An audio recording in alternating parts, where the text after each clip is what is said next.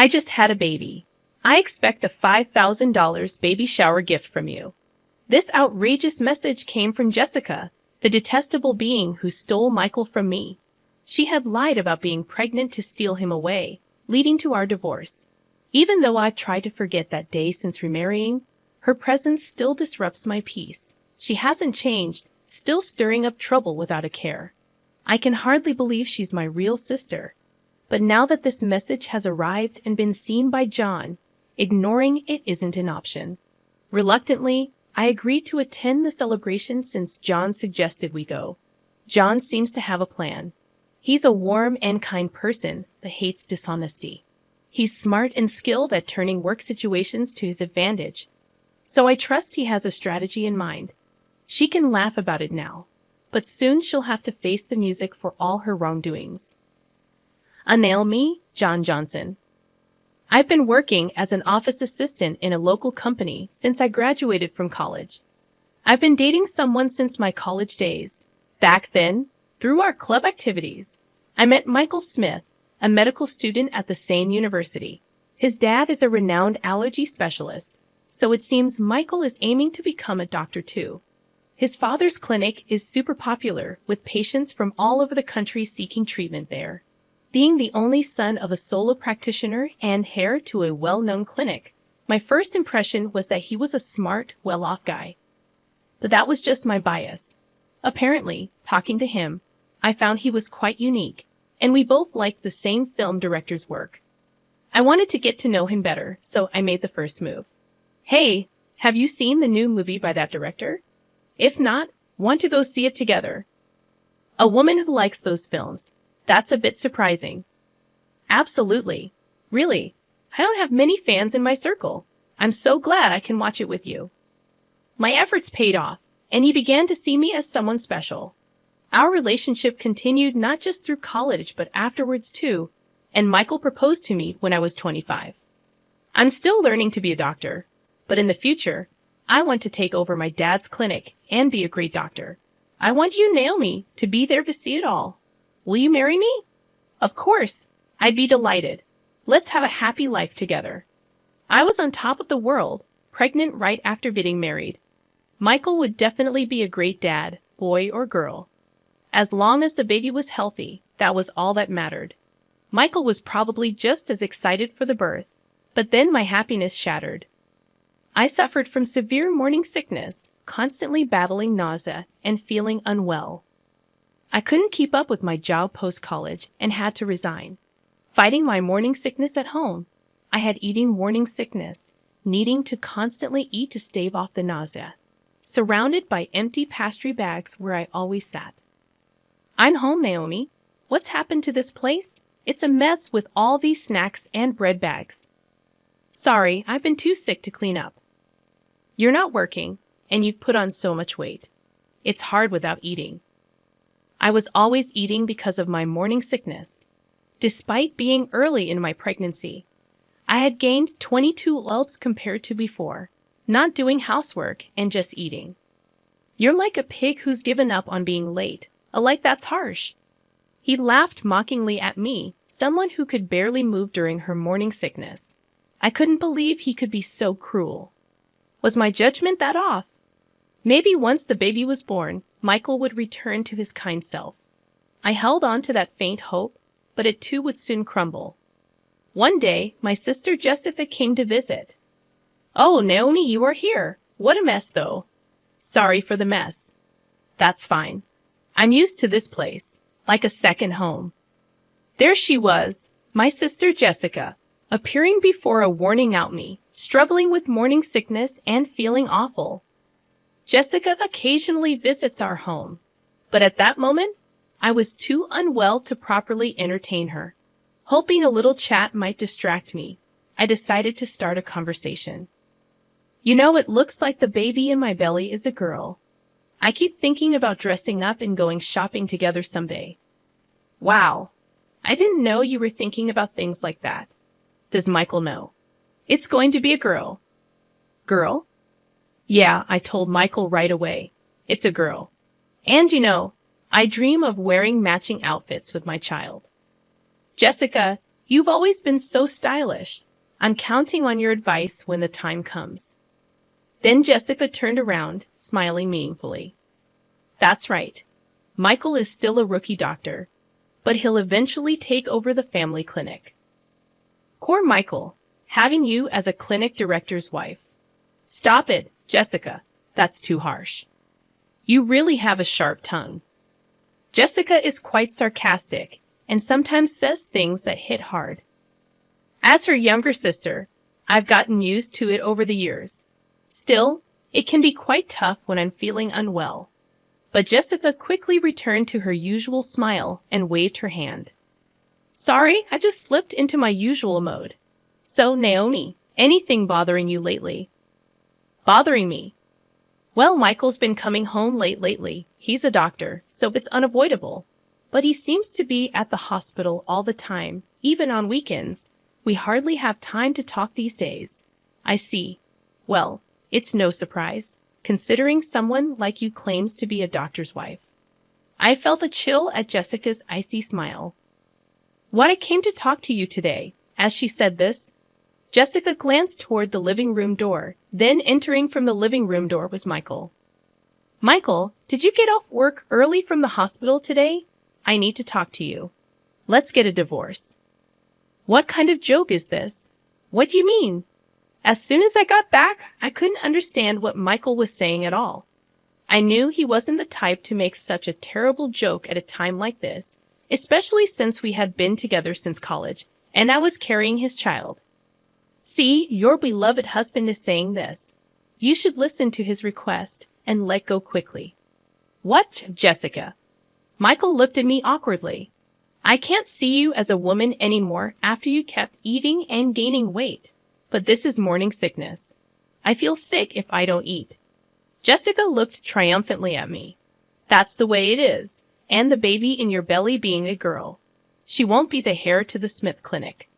But in my belly, I carry Michael's child, a suitable heir. Jessica, I felt a sinking feeling as I watched Jessica lovingly stroke her belly. I'm 3 months pregnant and it's a boy, according to the tests. You can't be serious, Michael. What are you doing while I'm going through all this pain? That's why all your excuses, quitting your job and just eating all the time, are unacceptable. I'm tired of watching you lying around, constantly eating snacks. I take care of myself so I don't have morning sickness, even when pregnant. I won't lose my self-control and eat like a pig, unlike you. I was at a loss for words, seeing Jessica's smug face and Michael looking down at the floor, guilt-ridden. Jessica, being pregnant with a boy, I didn't know. But as an heir, I want a son. I prefer a beautiful wife like Jessica over a woman who keeps gaining weight without restraint. That's just wanting an heir and a beautiful wife is your own selfish desire, isn't it? I'll pay alimony, so let's part without any fuss. Seeing Michael apologizing, I knew that things could never go back to how they were. After that, Michael and I divorced, and I gave birth to our daughter as a single mother. His promise of alimony turned out to be just words, with no actual payment. Post-delivery, I had to work to survive since I had no one to rely on. Not knowing what else to do, I took a job at a nearby department store that's hiring. Life is unpredictable. My hard work and character caught the attention of someone. It was John Johnson, a well-regarded manager in the external sales department. Tough day. You're always working hard. Thanks. I'm about to finish up soon. Are you done for the day, John? Yeah. Oh, there's this great Italian place nearby. I want you to try, Naomi.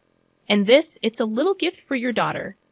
Through light conversations every time we met, we were drawn to each other and began dating, which led to our remarriage. Naomi, I might be a guy 20 years older than you, but I sincerely want to make you and your daughter happy. Will you marry me? Are you sure about me? I'd be delighted. Life after remarriage was truly blissful, a gentle husband, my daughter, and I lived a peaceful life. However, I failed to notice the ominous footsteps creeping closer to our tranquil days. One day, Jan had work, but I was off. Just as I thought of having a leisurely tea, an email arrived.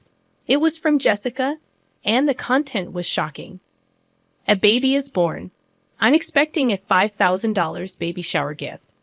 A sigh escaped me in front of that curt email. 5 years ago, Jessica had an affair with Michael and snatched him away.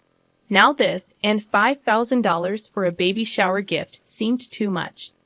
I can't forget that day, nor can I, even if I tried.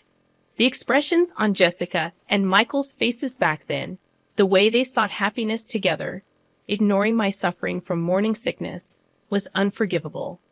I was at a loss on how to respond to Jess's email. Then, John returned from work, noticing something was off, and asked with concern, "What's wrong, Naomi? You look pale." "Oh, John, it's a message from my sister. She had a baby." "The sister who married your ex-husband, Michael?" "Yeah. I don't want to see her face or hear from her. Plus, she's asking for a $5,000 baby shower gift." As John listened and looked at my phone, he suddenly said, "Wait, this Jessica Smith name, you know her?" "I didn't mention her when we got married because I didn't want to remember." "Yeah, I've never been introduced to her by you, but I wonder." John, pondering while looking at the email, seemed to recall something. "We didn't properly greet her during our wedding, so let's visit her now. Also, I just remembered something I needed to do back at the department store." He then hurriedly prepared to leave, going back to the department store now. "Sorry, there's something I need to do." A few hours later, John returned with a thick file. "Is it okay if we visit your sister, Jessica, 2 weeks from now on Sunday? We both have the day off, and I'd like her to meet my parents and cousins too." "Your parents and cousins too."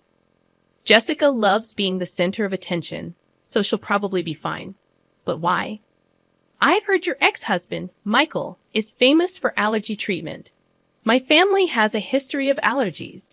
Thought we might get some good advice." I remembered hearing from friends that Michael had taken over his father's allergy clinic. Michael's dad was an authority on allergy treatment, and Michael became an allergist too, a friend told me.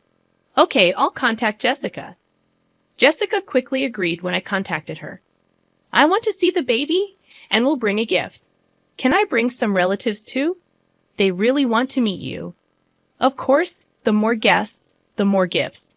Looking forward to seeing you in 2 weeks on Sunday."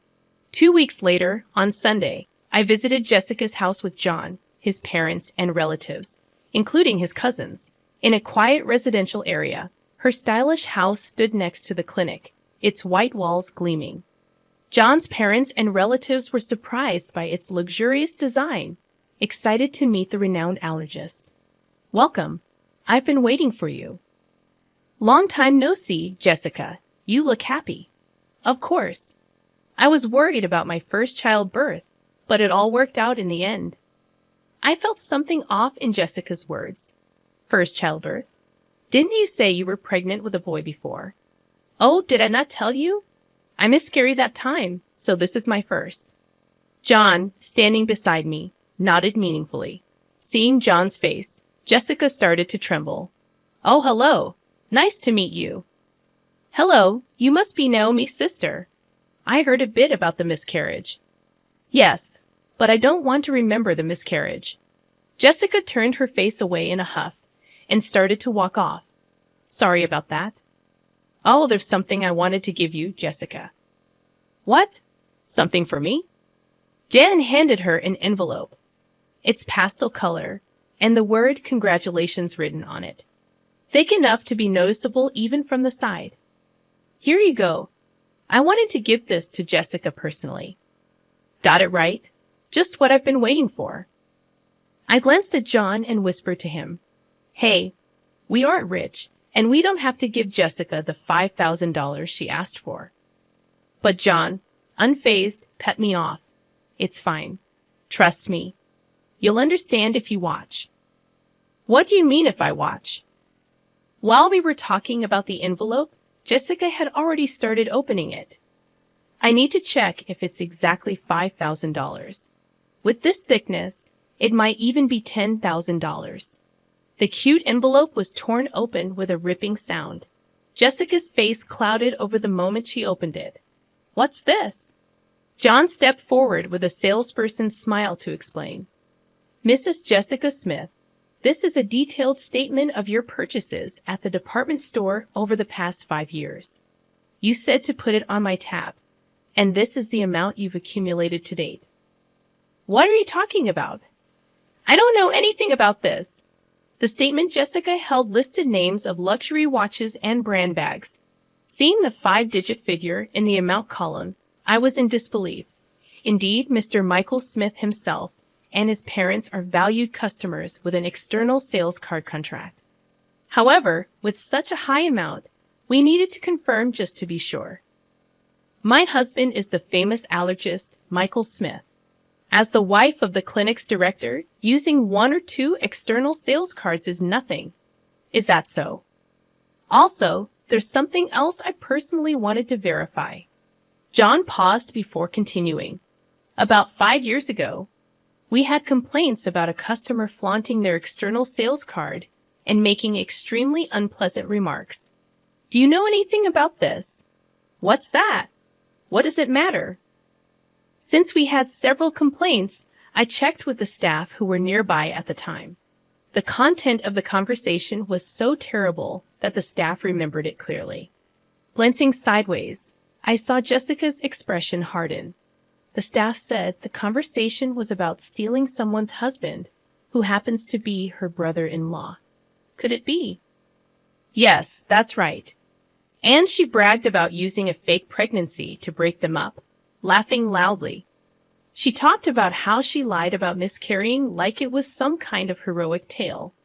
That's when I realized that time. Jessica's claim of being pregnant with a boy, the hair, was all a lie to snatch Michael. Of course, there was no pregnancy, so no morning sickness or changes in her body shape.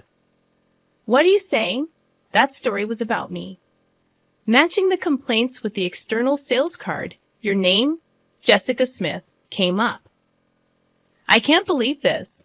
You are marrying into a doctor's family, becoming the clinic director's wife. I couldn't stand it. I had to do whatever it took to tell Michael that I was the right one for him. I was overwhelmed with disbelief that Michael had fallen for Jessica's scheme, and she had lied to marry him. While I was stunned, the door opened. What's this all about? Explain yourself, Jessica. Since when have you been here? From the beginning. I came back to get something I forgot and found the external sales card statement. And now I hear the pregnancy 5 years ago was all a lie. You trapped me. Michael shouted, and Jessica began to laugh. So what? You got a beautiful wife, and we have a child now. So it's fine, right? Don't joke with me. I can't live with a liar like you. Let's get a divorce. You can't be serious. What about our child? Don't you feel sorry for them? Pushing her away, Michael glared at Jessica with a furious expression. I can't live with a liar and reckless spender like you. It's not good for the child either. We're getting a divorce. I'm taking custody. Are you kidding me? Do you have any idea what I went through to give birth to this child? This child needs to become a doctor in the future to support us. You're just thinking about yourself. There's no point in talking about this now. Let's handle the rest through a lawyer. The relatives who came along hoping to get some effective medicine from the famous allergist were frozen in shock at this chaotic scene. I was so embarrassed to admit that she was my sister. Afterward, Michael got a good lawyer specializing in divorce and successfully got divorced and won custody. Meanwhile, Jessica, who had been shopping to her heart's content on credit using the external sales card during her marriage, was now being chased for repayments. Hey, if your husband hadn't brought that statement, I'd still be the clinic director's wife. I'm being hounded for repayments now. Help your sister out in a pinch, would you? Why should I? You brought this on yourself, didn't you? And you should pay for your own shopping. Unexpectedly, I got a message from Michael via social media. Hey, can we start over? If Jessica hadn't lied about having a boy 5 years ago, we would have been fine as a couple. I want to see our daughter too. I had forgotten how you left me suffering with morning sickness and mocked me, then cheated on me. After 5 years of no contact, the last thing I wanted was to see his face again. Michael seemed to be struggling to keep the clinic he inherited from his father running. But you can't stop gossip due to the infidelity rumors. Patients stopped coming. The Smith Clinic, which Michael inherited, had a 1-star rating and unbelievable bad reviews on a hospital review site. It seemed only a matter of time before he would have to close the clinic he was so fixated on inheriting. Ironically, he was so obsessed with having a male heir. My husband, daughter, and I continue to live happily as a family. Naomi, are you ready? Shall we head out soon? Yes, I was just remembering how delicious the spaghetti you brought me from that restaurant was back when I was a single mother. Jen used to order from a restaurant for takeout as a way to approach me.